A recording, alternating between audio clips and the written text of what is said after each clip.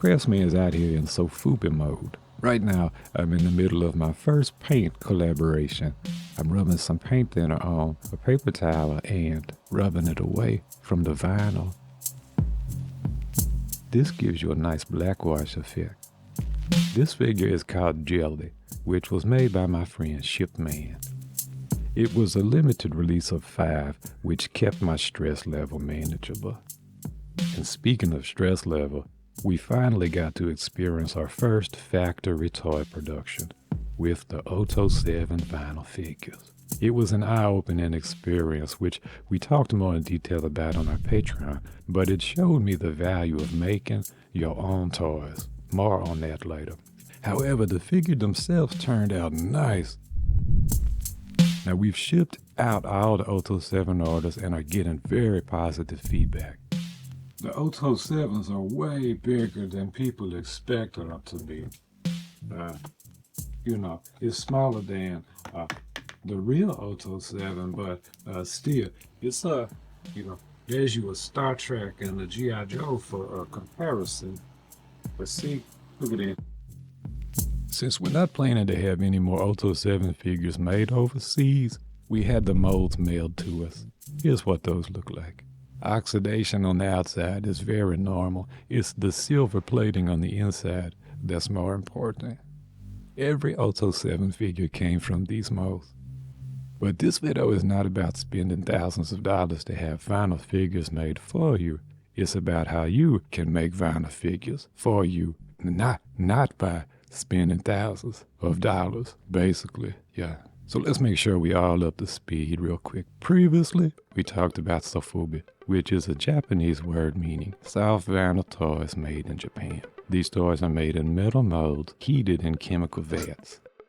We got adventurous and tried to do it ourselves using an oven and large chunky silicone molds. We had some breakthrough success. But then we moved to silicone mixed with metal particles brushed on. This is called a glove mold, and it turned out to be far more efficient with heat transfer.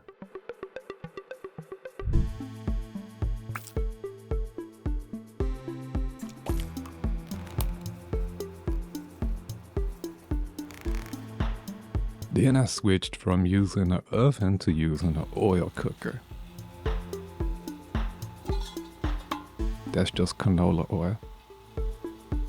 And to get us even closer to how the big boys do it, but still keeping it cheap, we started using metal dollar store pans as the mold base. Not only did this work, but it was repeatable.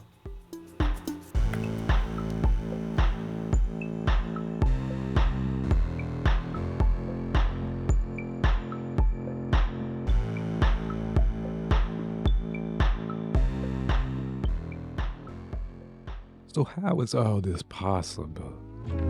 See this part of the mold right here? It's kind of thin. This was made by electroplating around a wax duplicate.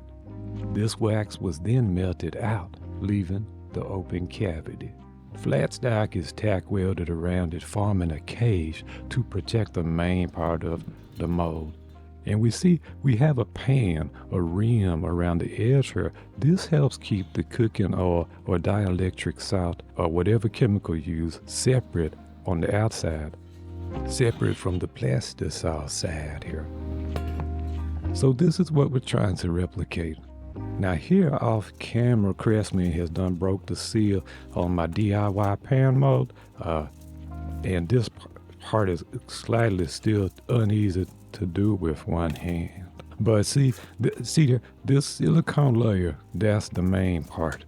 That is replacing the electroplated metal that I showed you. The simplest mold to do is a finger puppet style, because you don't have to worry about the joints. It's just one part with an open bottom. Check out this finger puppet from my friend We Become Monsters. Here's an example of a DIY finger puppet mold master, quote unquote. Using this right here, I brushed on 3 layers of silicone mixed with aluminum in a 1:1:1 ratio. That gave me a simple mold. And you don't have to use the epoxy tumbler spinners like I often show y'all, because this right here was just painted on vertically. Look, the outside's kind of rough and bumpy, but it still works. Keep in mind, this mold was started in one day and finished the next. I did not have to wait several months. Now at this point, it's a matter of how fancy you want to get, because you can just take and rack you some wire around this and dip it in oil, you good to go. Or you can do what I like to do and make gang molds, because if you can get 4 or 5 parts at a time, that's going to make it way more efficient. To cut holes in metal pipe ends, I recommend clamping them down and using a little water to assist. Also, it's difficult to do this one-handed, LOL. Be sure you deburr these edges right here with a file or an emery cloth, okay, because I don't want you getting cut. Here are several examples Crafsman made. I cut my cup ends flush, and keeping this upside down, brush on some fresh silicone between the rim and the pan, creating a seal basically. We're gonna make a reinforced version in a few minutes, but I just wanted you to understand how low-tech this is. Because for the mold openers, to attach my mold to the pan, I just use found objects. Cups, lids, cones, funnels. Crafsman keeps that kid bashing mentality throughout all aspects of my life.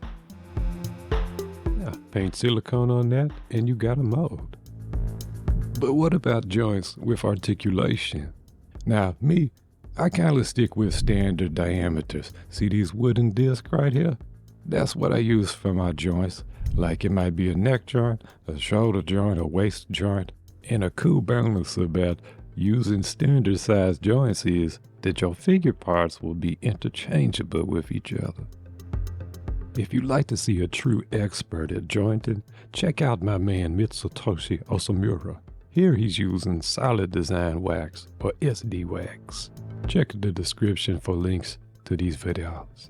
Here's a breakdown of the casting process as illustrated by my daughter.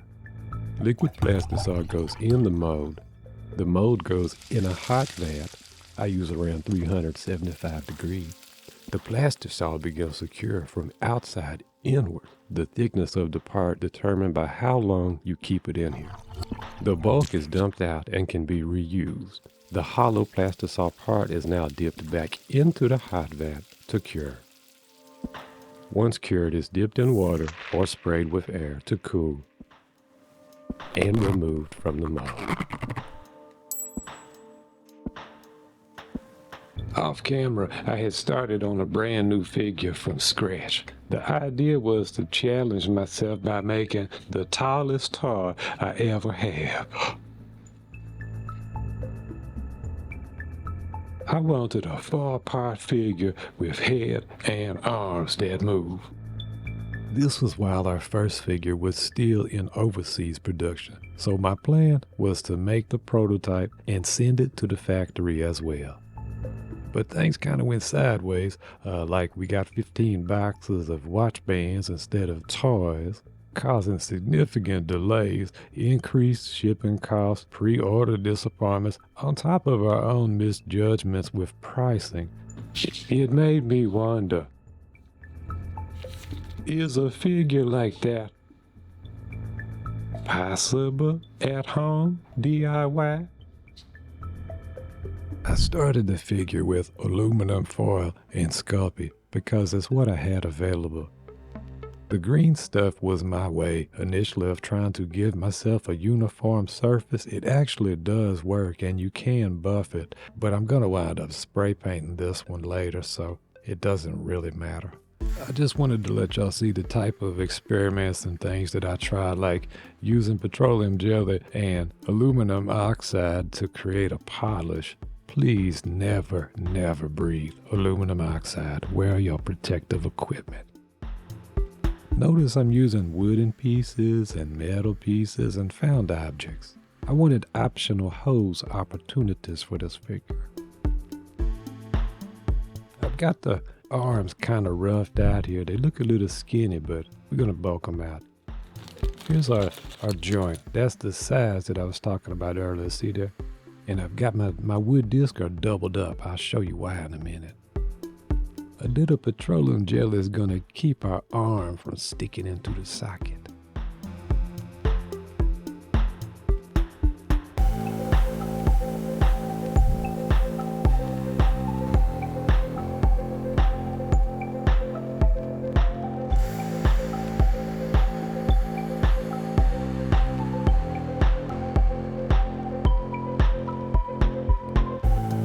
For the head, I decided to use epoxy sculpt.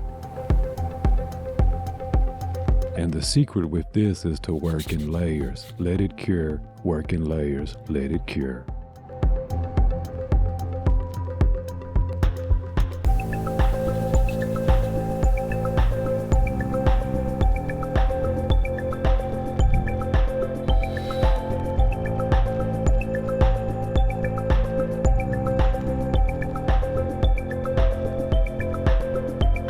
To achieve nice glossy vinyl, which mostly comes from the shiny mold, Crafsman uses a high gloss spray paint.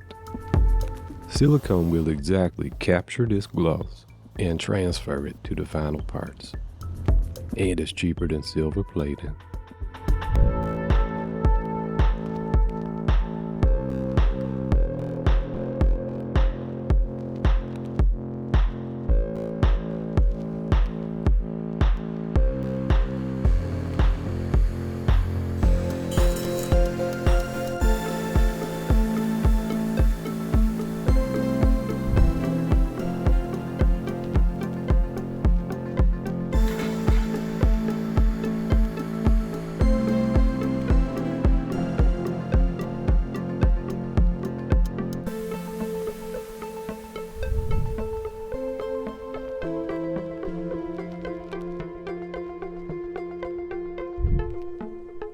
Now, our arms are not attached to the pan. As convenient as it would be having all the parts on one pan together, I decided to keep the arms separate because in soft vinyl, you have to group larger together and smaller together. If you don't, the parts might be different thicknesses. So, the arms we're doing jerry rig and the body and head we're doing with a pan. And Crafsman likes to heat his my molds up a little bit because look at this right here. It's going to be some moisture and things in my experience that needs to get out of there.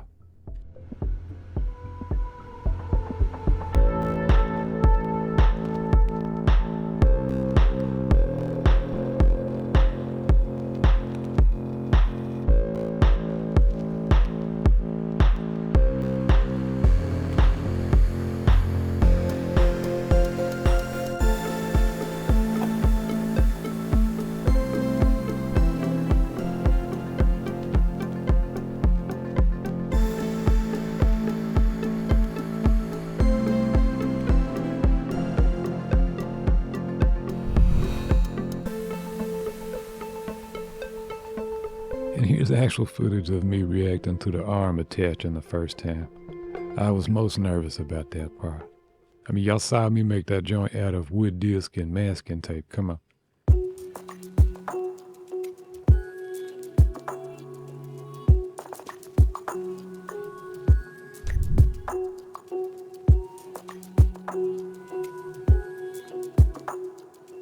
And yes, absolutely the molds are reusable. Believe it or not, these molds hold up to heat and plastisol way better than they do to two-part resins. And here's a look at the difference vacuum degassing can make. If you'll be making figures to sell, it's important to try and remove the bubbles. It has been a blessing to see what other people are doing with the DIY Sofubi techniques out there. Check this out. Really, really inspirational stuff going on.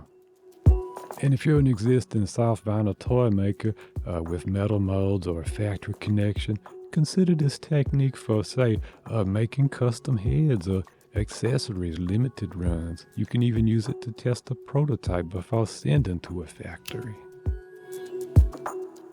For this video, Crafsman used plastisol WS804, which is available here. Check the link for the description. You'll want to use protective equipment, gloves, respirators, all that good stuff when handling plastisol. Now going forward for the figures I intend to sell, I've been working with a couple people on a custom formula with the goal of getting as close as possible to Japanese vinyl. The newest formula I'm trying is the 95 short hardness, which will allow bigger parts with thinner vinyl, and is also phthalate free and has a much more pleasant smell when cured. Now I say all that to say this: quality plastisol is expensive, to the tune of about $150 per gallon. But Crafsman did not start out here. I started out at IASCO, and then I worked up and I searched around, found Palisol, and then got with somebody, and it's just kind of a journey that I'm on, but there is definitely resources out there available to you. Please check the description for links to the equipment and products shown in this video. Thank you so much for watching this. It really took me a lot longer than I thought to get this one done, but this probably what you're seeing is about maybe 10% of what actual effort there was behind the scenes, you know. And Crafsman's been saying it, but we're going to get back to short, simple videos, kit bashing. We might even do some capuchons or something. I don't know, capuchons. Until next time, I love y'all, and keep on steady crafting.